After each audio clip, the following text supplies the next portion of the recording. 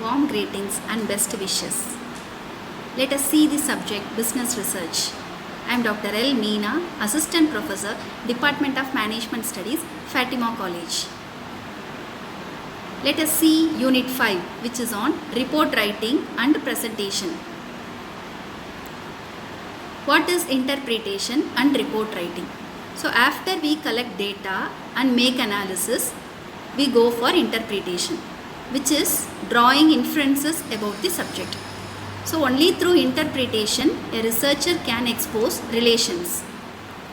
The research can also be hypothesis testing research.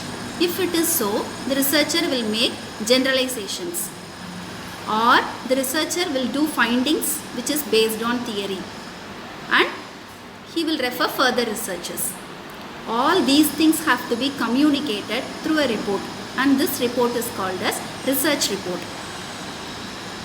Let us see the meaning of interpretation.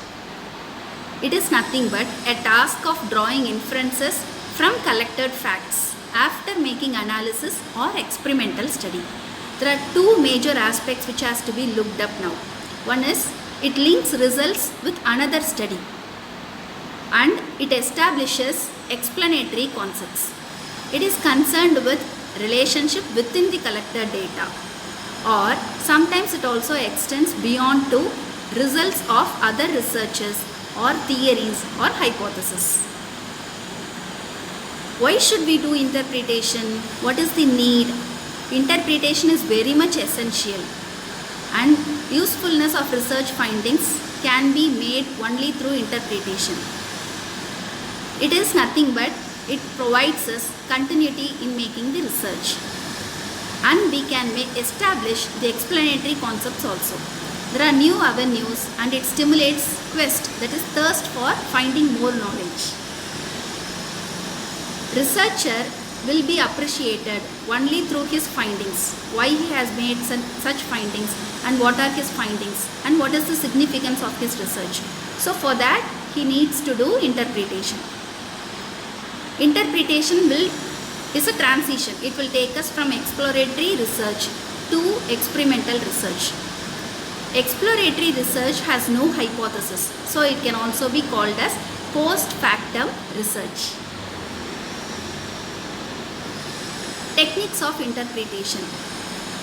For doing interpretation, researchers requires skills, and he also requires guidance of experts.